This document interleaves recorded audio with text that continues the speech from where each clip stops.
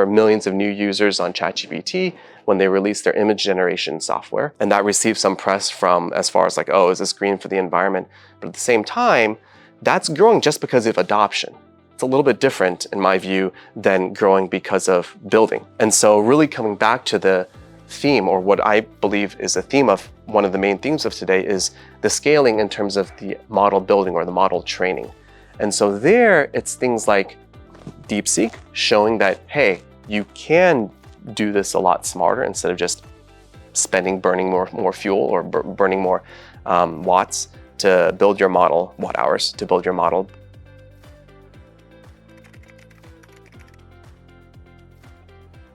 Welcome back to Let's Turn the Tide by Veolia Near and Middle East.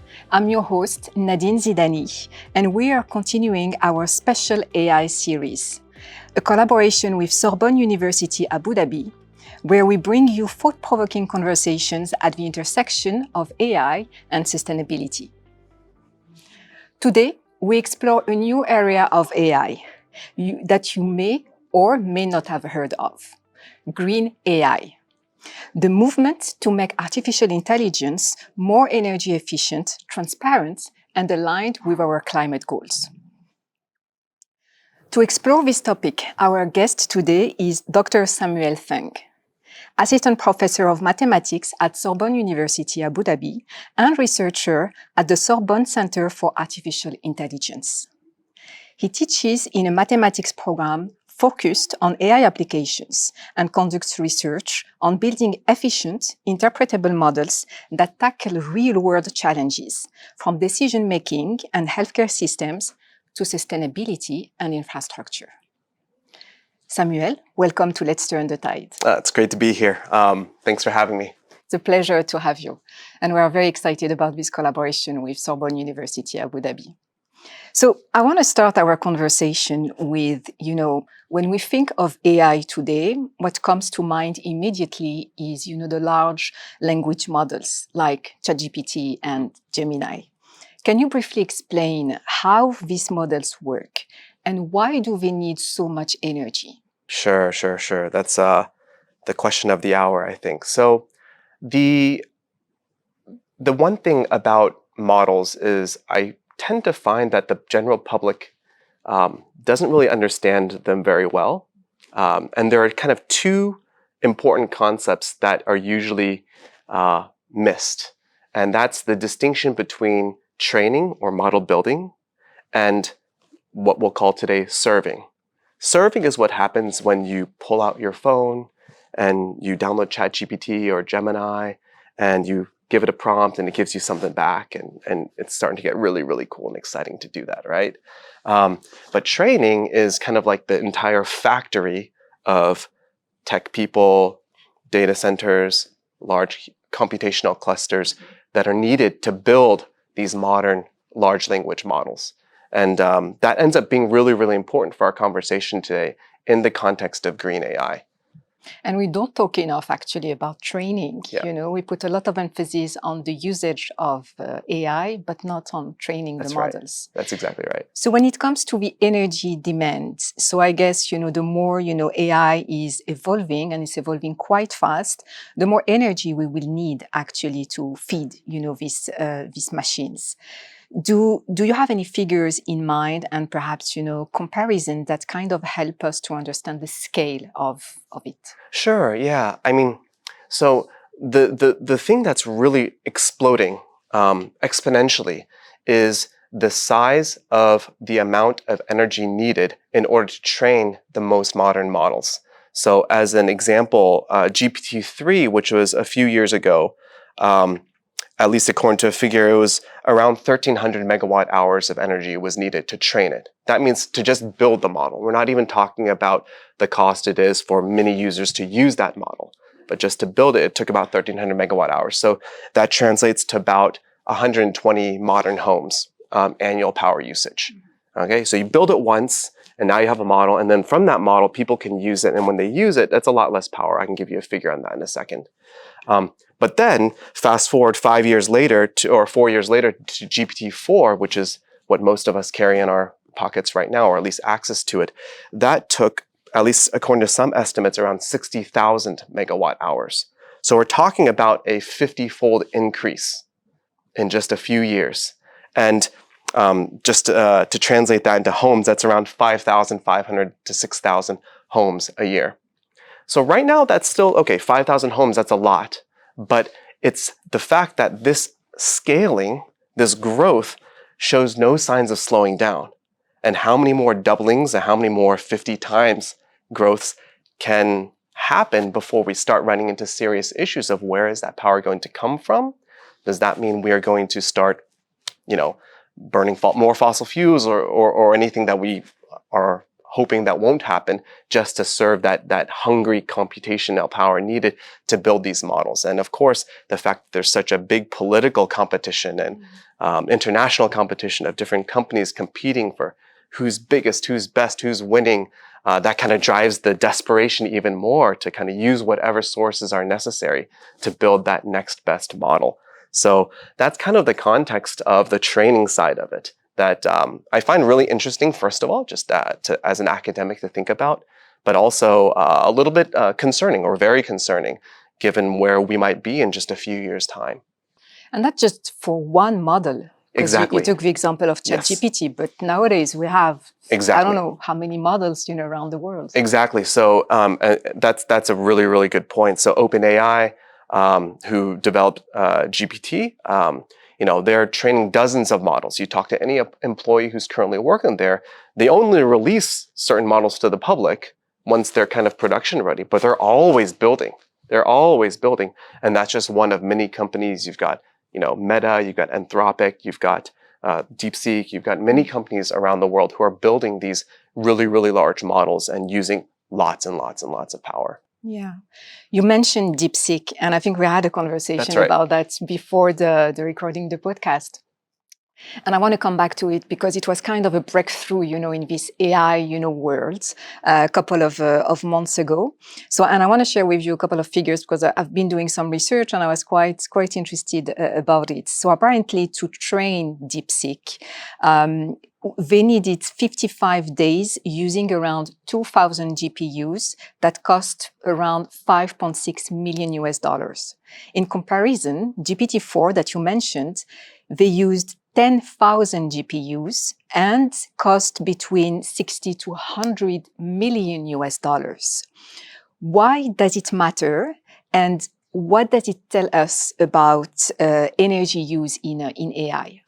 That's great. And to add on to that, DeepSeek as a model is also more efficient to serve. That second half of modeling, training, serving that we haven't talked about yet. But yeah, I mean, that was a good example, I think, of maybe what we hope will happen in this AI race, which is as the resources get more constrained, then the scientists and the architects are forced to be more efficient.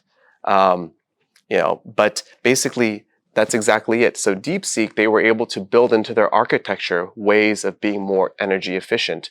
Well, their goal wasn't energy, but their goal was just the simple fact that they didn't have 10,000 GPUs lying around and they wanted to be competitive. So what do? They have to innovate. That's the type of innovation that I think is really exciting. And that, I think, is the core innovation of the DeepSeek model. That and the fact that they released it. So it's actually open, unlike what OpenAI does. But they also released it. So for the scientific community, it was also a huge breakthrough. They could actually use this model in other domains. But as far as the efficiency, it was a complete order of magnitude, multiple orders of magnitude improvement. So today, this is the most energy efficient model that we know in the world? So you have to be more nuanced.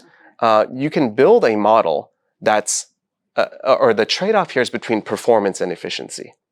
So DeepSeek's performance was very close to that of GPT-4. GPT-4, maybe it's a little bit better, but it's the fact that it used 50 times less energy to get there, that was the real breakthrough. So as far as models that have that level of performance, yes, DeepSeek was the most efficient by far. At least that's ever been published. You never know what's happening behind closed doors at these companies.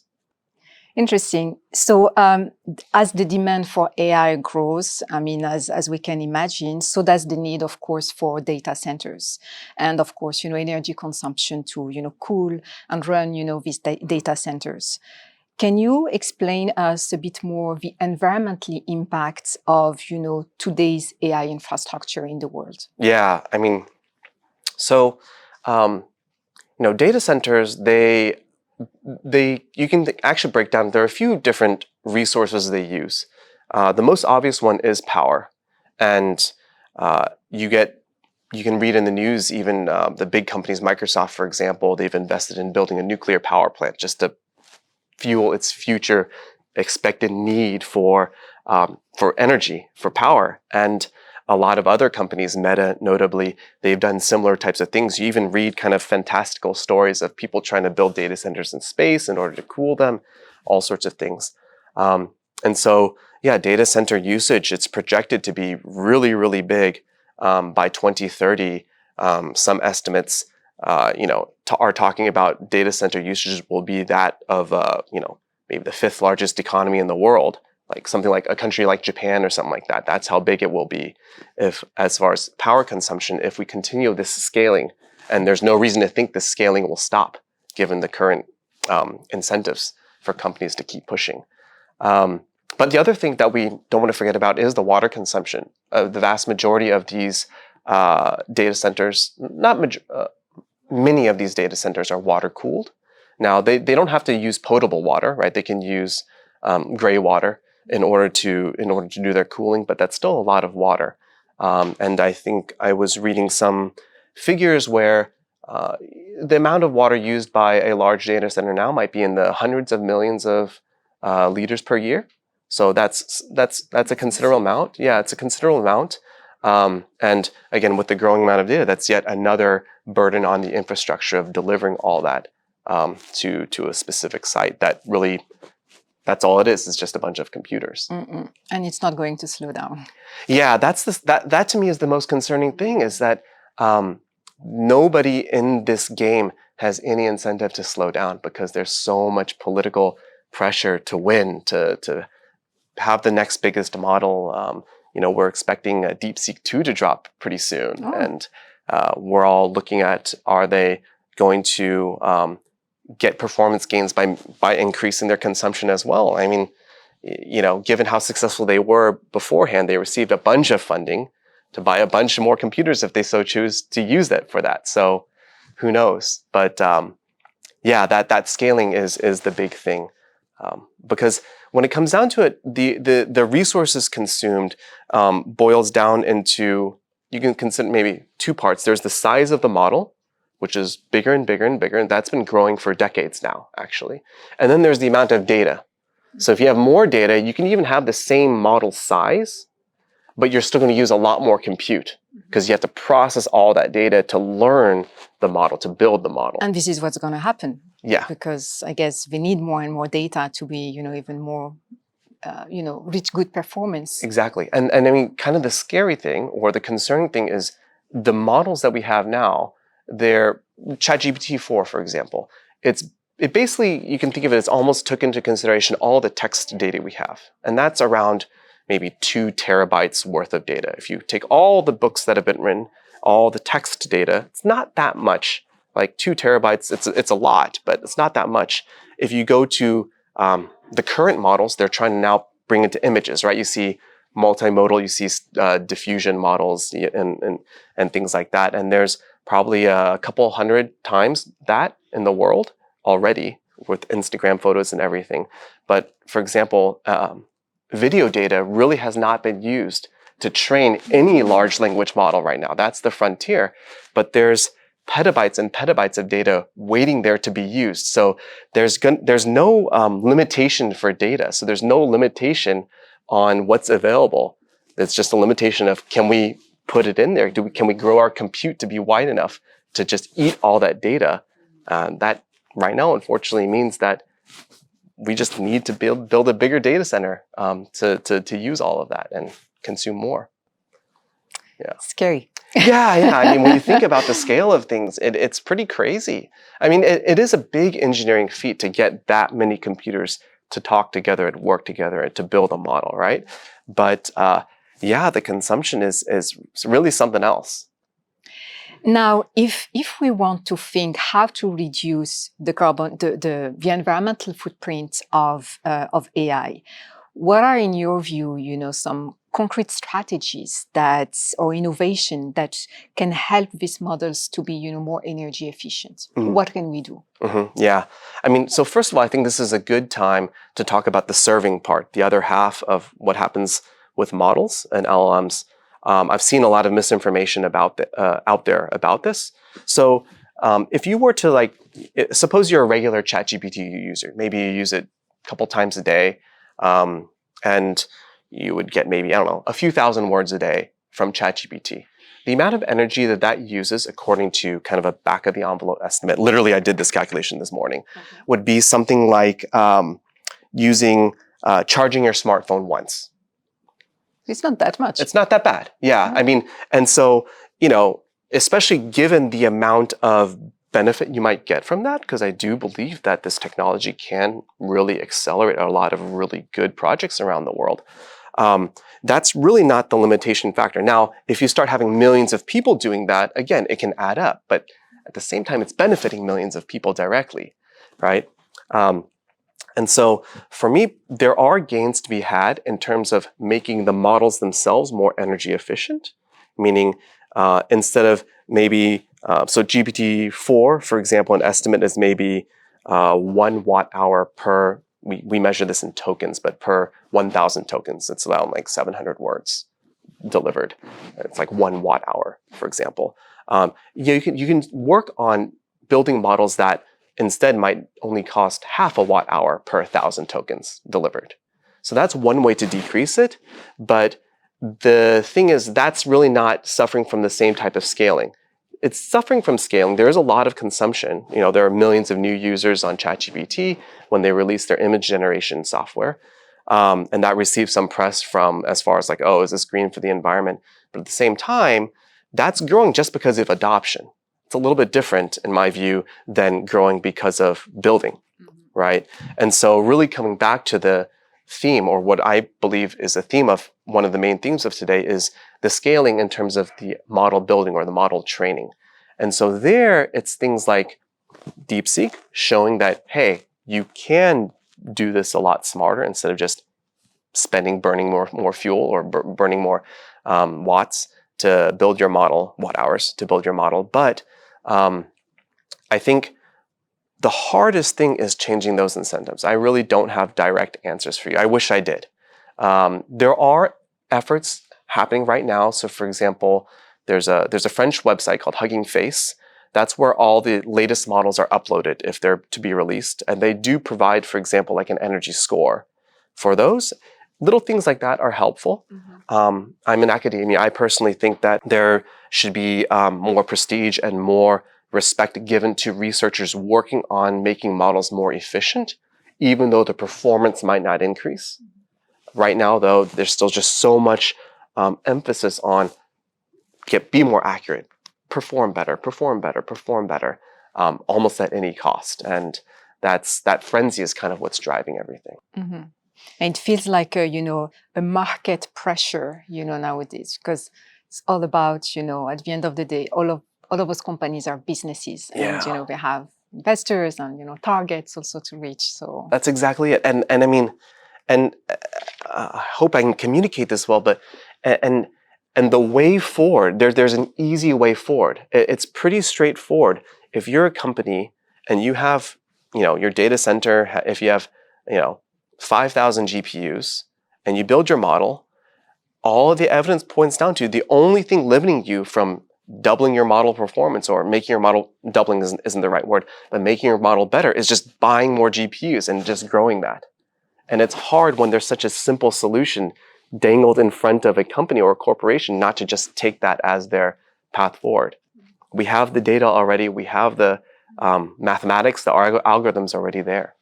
It feels like, we have to reach a tipping point to finally step back and kind of rethink the way we are building those models. I have no idea when it's going to happen. Yeah. I mean, there are some other good initiatives. I know at least last year, before the current administration, there were some, in the United States, there were some efforts in terms of, well, if you have these companies and they want to then grow their own power supply, right? So for example, Microsoft was incentivized to buy nuclear there, which is a lot cleaner than a lot of other alternatives. And that is something, if there was government intervention, I think it could work as far as, hey, if you're going to train your models, let's be sure they're going to be done as renewable as possible. And that's part of the advantage of the training part, because that is a very predictable, localized usage of power. So we know exactly where that power needs to go. And so if societies can start building more renewables around that, that can be another thing that can hopefully help the burden. So the topic of this episode is green AI. And listening to you, I'm like, I want to ask you the question, is it really realistic to envision a future where AI is truly green? Or is it like more of a principle or something we hope to reach, I don't know, in the next, 20 years? Yeah, I mean, so right now it's definitely not. And so to define some terms, I mean, you have green AI, and there's a community that termed something called red AI, which is basically building AI regardless of what's fueling it. Okay, and so right now, the simple fact that, at least in the conferences I go to or whatever, this is not a conversation. I trained my model. Well, what percentage of that power came from renewables? That's just not a question that happens in NeurIPS or in ICML or any of these big conferences that are driving the innovation. And so that means it's red right now.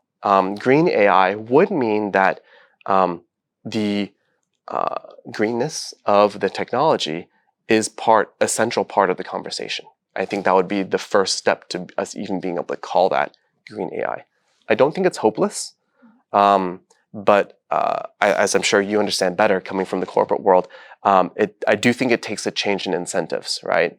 So, a good case scenario would be if, as the scaling happens and then there isn't enough available power to be delivered from the current grid, and companies are forced to innovate kind of like in a DeepSeek direction to build or train in a much more energy efficient way. And if the future gains can be found through that would be great. And it's not complicated to measure, nowadays. You mentioned the corporate world, they have, targets, climate targets, they have sustainability measures.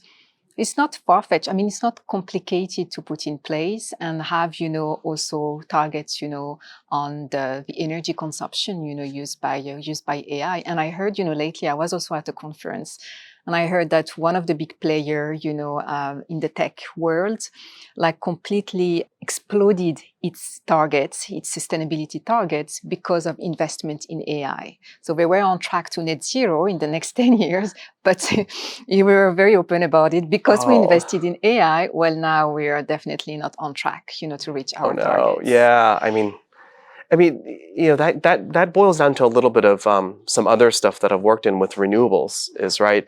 The problem with most of our renewables is they are inherently stochastic, right? You don't know exactly how much wind there is going to be tomorrow or solar. And from moment to moment, it can fluctuate.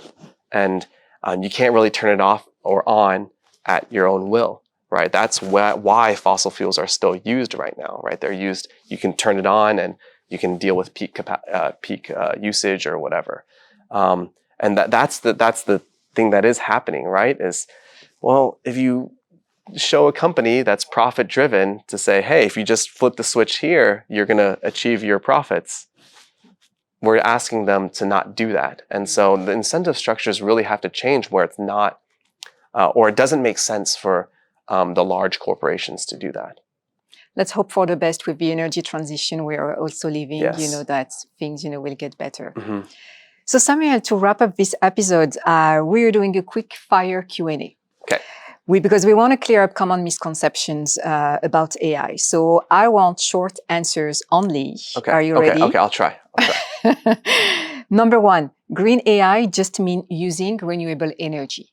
Yes, I think that's pretty close. Yeah. Not exactly, but pretty close. The thing that I would add is I think it's about the conversation and about the emphasis of the research and innovation.